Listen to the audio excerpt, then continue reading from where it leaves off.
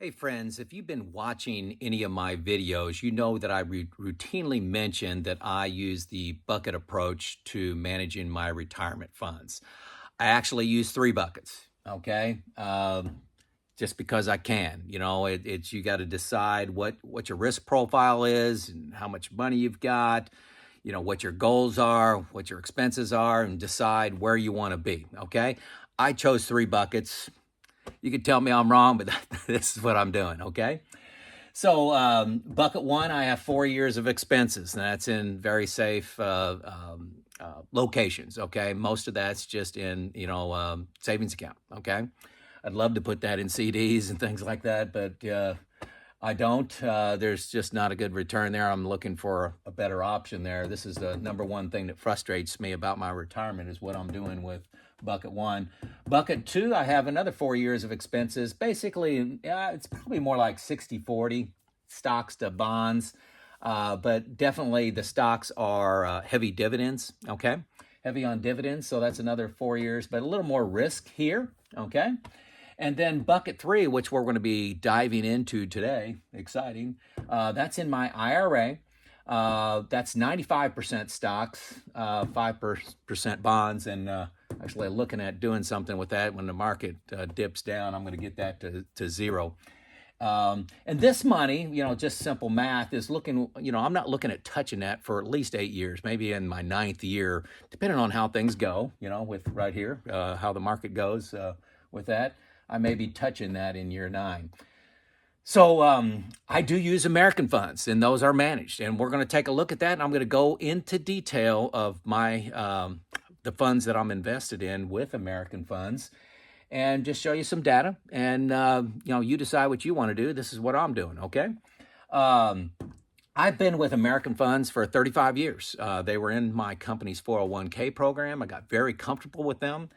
There's no load when you use them in your 401k. And then once you get a balance of $1 million, there's no load at all, which is the, load is the upfront like commission. Sometimes it's 5%. If you're investing like $10,000 in American funds, they'll charge you 5%. So that goes down to zero. And in your 401k, it's zero.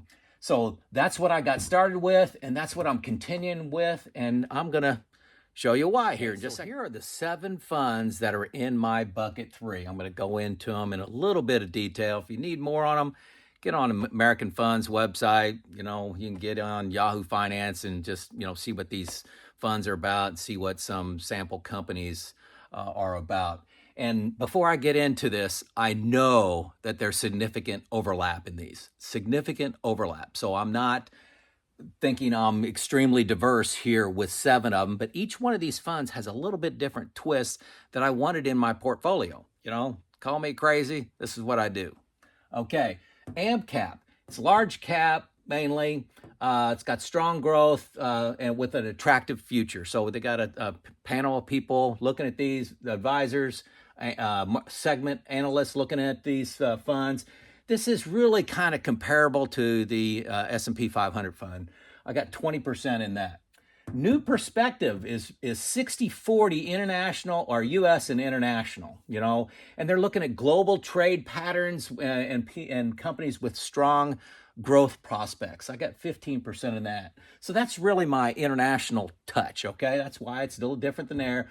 Let these guys move the fund around a little bit based on what they see globally happening. They can go in and out of funds, okay? Growth Fund of America. This is growth funds. It's also cyclical and some turnarounds. These analysts go in and they look at these situations where they have significant growth potential. Think of that as, something like Berkshire Hathaway, Warren Buffett kind of stuff, 15% in that one. Undervalued things or like turnarounds, like I said. American Balance.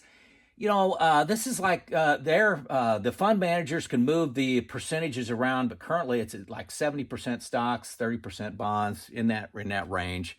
But it is a balanced fund, okay? And most of the stocks you would think of, it's kind of an S&P with some good solid bond funds in there. I got 15% in that. again, I mentioned this earlier. I'm looking at getting rid of this one because I just don't like the bonds in this bucket 3 that is money that is out 8, 9, 10 years. Yeah, okay. Washington Mutual, it's companies with a strong balance sheet and dividends. So this is kind of the dividend slant on my portfolio. 15% in that. Fundamental investors. Sorry, this is kind of light. I need to get myself some new pens. 80% US, and these are really undervalued companies, underappreciated, that have high quality products, maybe a competitive advantage, but they're just undervalued because they're not maybe cool and sexy right now. I got 15% of that. This is really what Berkshire Hathaway really tries to get into. These are, value stocks. So, and then I got a small cap world, which is fast growing and innovative companies. Think about the next Tesla, just 5%. Touching on that. So these are the 7 funds that I have. My percentages are slightly off that, but I wanted that to equal 100% for you. Okay, let's take a look at performance. Again, here's my 7 funds over here on the left. I've been involved with these funds for 35 years, mixing around some numbers occasionally. But let's just see how we did. So this portfolio with these percentages, my portfolio using portfolio visualizer. Now, who knows what the future holds? We got clear visibility of the past, but this is just information. Okay, it's not a predictor of what's going to happen next. But this portfolio, I went back to 2000. That included a couple gut punches in the market and how it performed. And it's a 22-year period. This portfolio here returned annualized 8.62. Okay. And I couldn't use VOO, V-O-O, Vanguard's S&P 500 fund, because it wouldn't go back that far. And I'm pretty sure these are correct. VFINX is a substitute for that, and VTI, total stock market, VTSAX, I use that just to look at, hey, if you invested just 100% in these 2 funds, how did they do? 7.23, 7.58. So this portfolio that I constructed is at least 1% better. Over a 22-year period, and so that's 6.3 million. If you started off with $1 million, that's 6.13, 4.61, and 5 million. So if you look at these outer 2, these closest one, that's a 23% improvement versus just going to total stock market. And I get a lot of people just saying, "Hey, Joe, you're making life harder. You got these 7 funds. It's difficult. How do you rebalance those?" Folks, it's not that difficult. I don't rebalance them very often. I don't adjust them very often. It's not like it's very stressful. But people say, hey, just invest in VTI and you're better off, lower fees, and you're better off. Well, folks, not the last 22 years. And like I said, I don't know what the future is going to hold, but these folks at American Funds have done me well. They are managed funds. I do pay an expense ratio, but it's included in these numbers. Okay. You decide what you think the future is going to look like. I personally think there's going to be some winners and losers that are going to be easier to identify from fundamentals. And if I'm wrong, I'm wrong. But there's a lot of people out there that says, managed funds won't beat these. And that's just not true. Now, you can go into Vanguard. I love Vanguard, by the way. Almost went there every 6 months. I think about switching over.